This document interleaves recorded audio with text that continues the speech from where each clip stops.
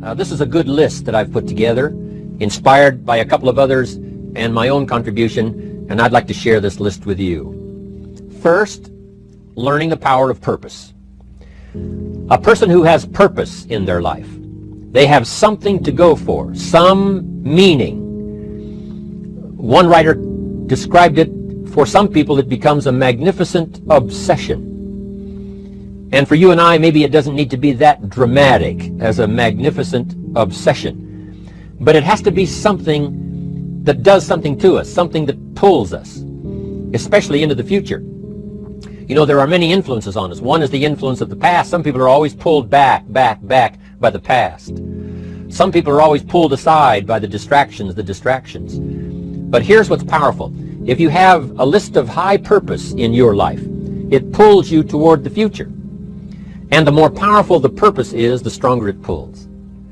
And here's the other great advantage if you have purpose for the future. It pulls you through all kinds of challenges and all kinds of difficulties. If you don't have these strong purposes for the future, it's easy to get swallowed by a bad day. It's easy to be almost annihilated by a poor month. And it's easy sometimes to almost disappear beneath the waves of a year that goes backwards if you don't have something to pull you beyond that year. So if you want something to pull you through all kinds of challenges, all kinds of difficulties and things that come at you, you got to have something on out there, beyond today, beyond next week, beyond next month, beyond this year, that pulls you into the future. And the clearer it is, the stronger it pulls. The more dynamic it is, the more it affects your life, your spirit, your heart, your soul. It also creates imagination.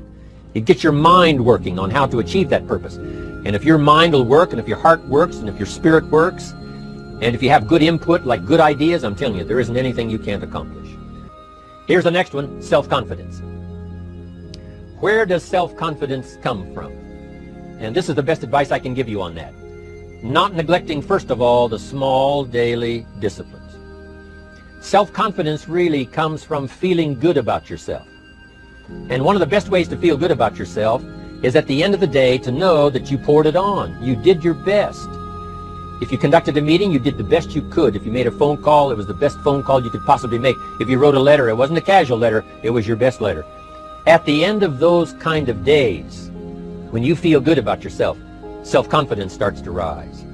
You know that if you can have this kind of a good day, you can have another one the next day, and those days become the weeks become the months, and the month becomes a powerful year. Self-confidence comes from the lack of neglect. If you will not neglect to do the small daily disciplines, that's where self-confidence comes from. Part of good health is self-confidence. I know I'm going to be healthy. I take the Herbalife products. I eat the apple a day. I walk around the block. I do the jogging on the beach.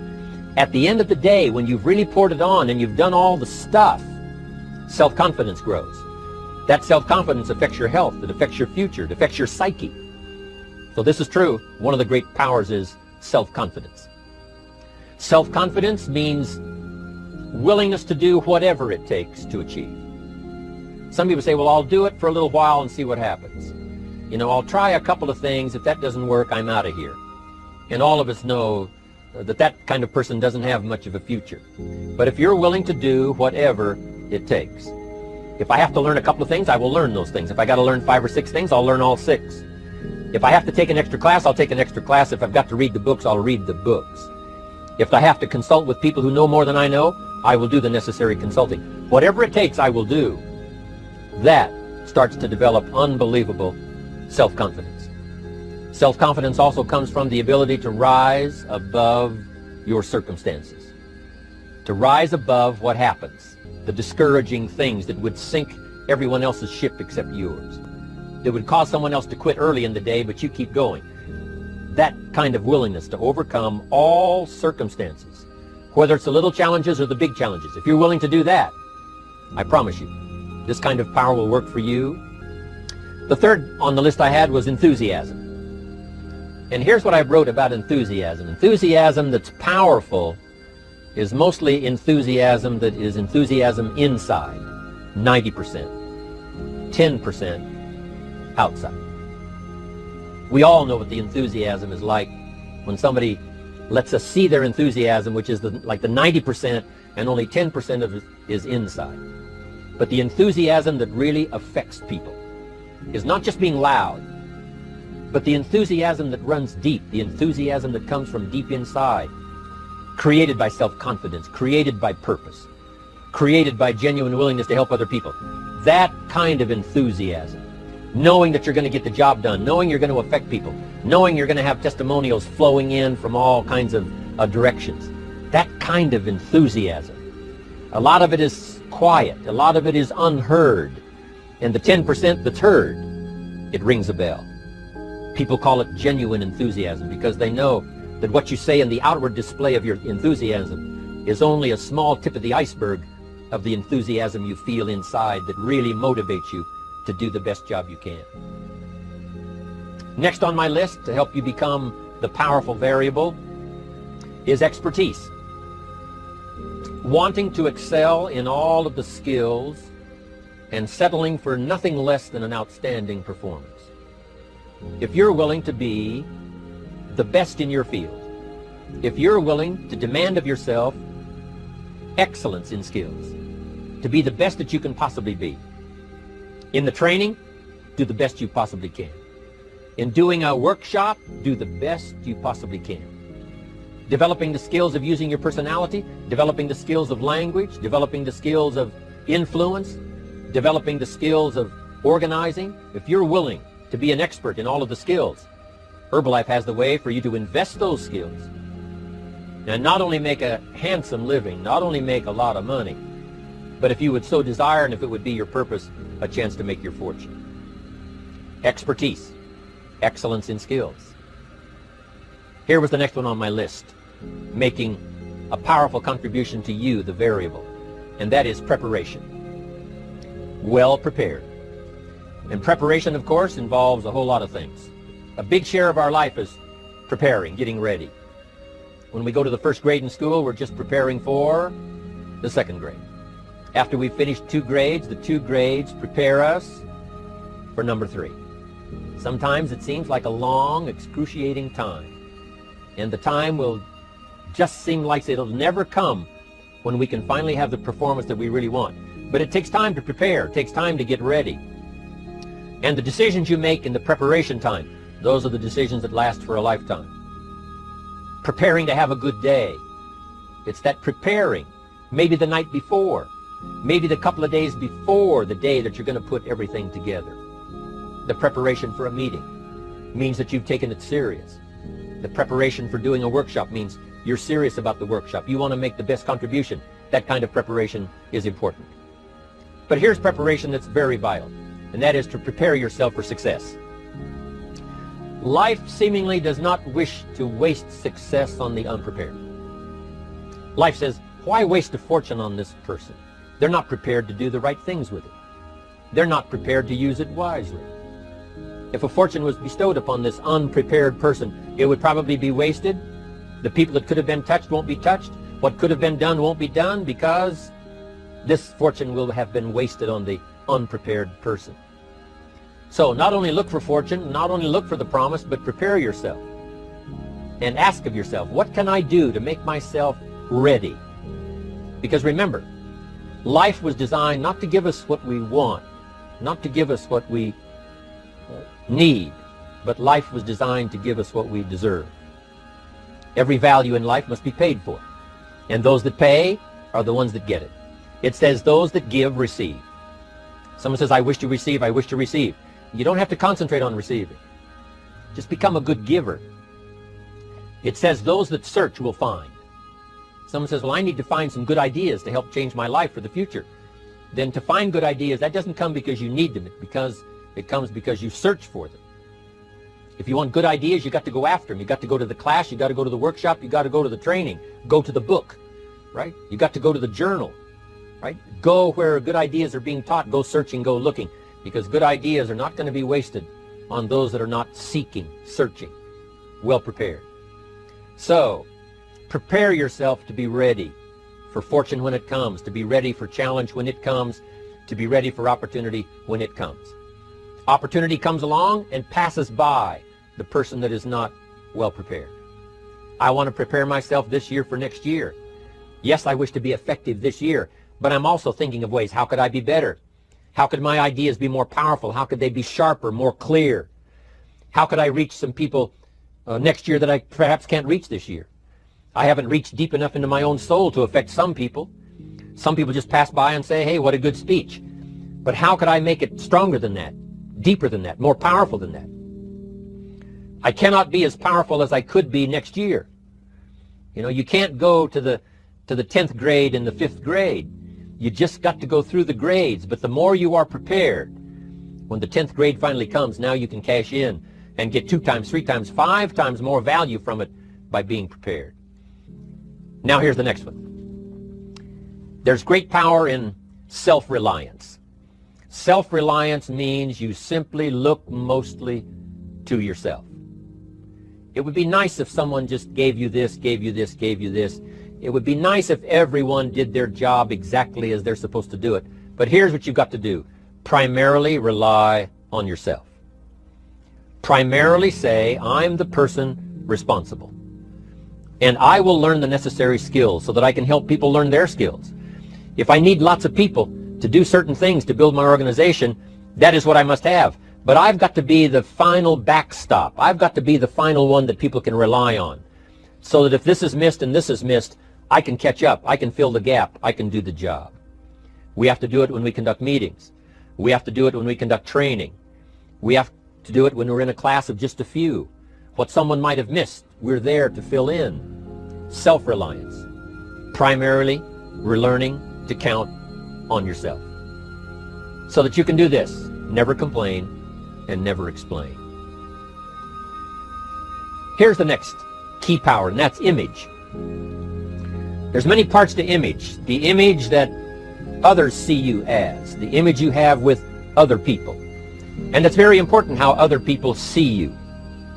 If they don't see you as a leader, chances are they won't pay attention. If they don't see you as being in control, chances are they won't have the trust.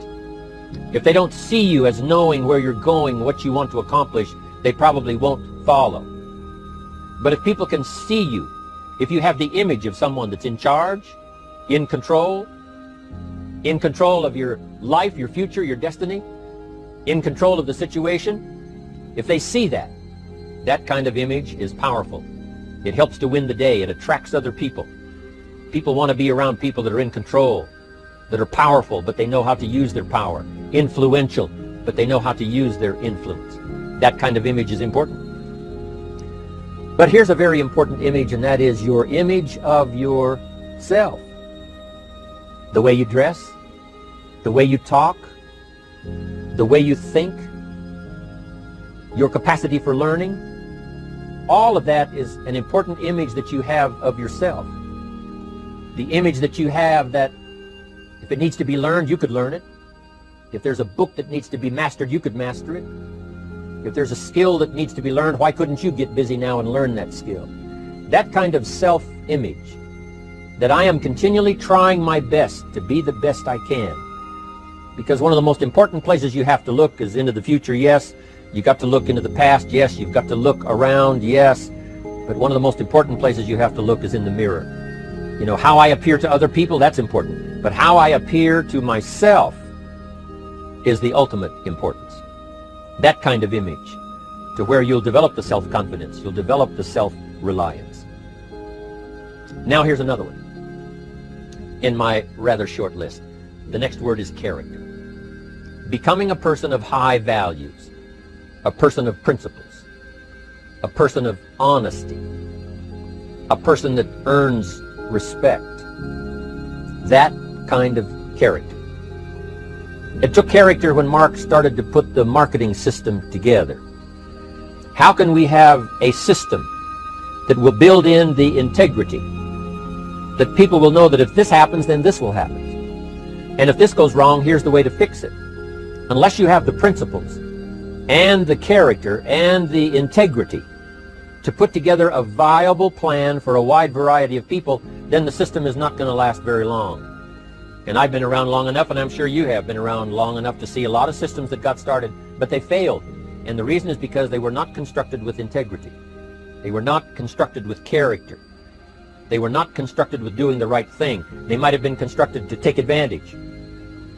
Cash it out as quickly as possible and leave. Mark was involved when others took advantage of him all those years ago before Herbalife. When someone took advantage and didn't have the character, didn't have the principles, and didn't have the character to stay, the character to see it through, the character to do the right thing. So this is important, to develop the character within yourself, that people see you as honest, as fair, willing to do the right thing, willing to be helpful. When we come to an opportunity like Herbalife, especially multi-level network marketing, it is so dynamic, it is so powerful, and it is so possible in fortune making that sometimes people want to speed up the process by cutting the corners, by neglecting to do the right things, to cheat a little here, cross the line just a little bit, because then, it'll grow faster and you can cash in quicker. Not necessary here. Doing Herbalife right will build your fortune longer and stronger than trying to cut the corners and not doing it right.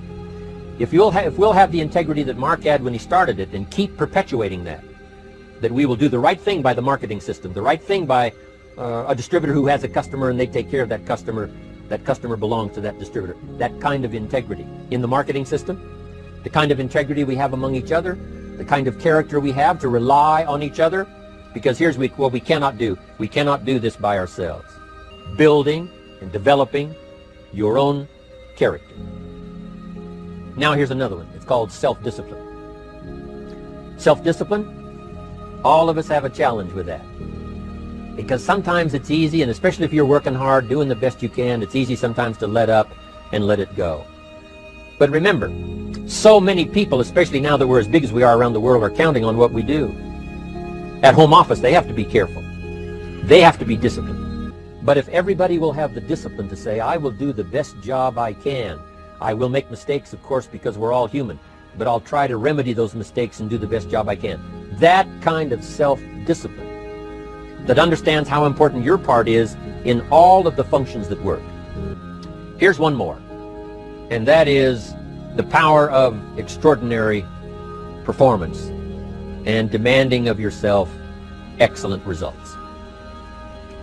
This is so important.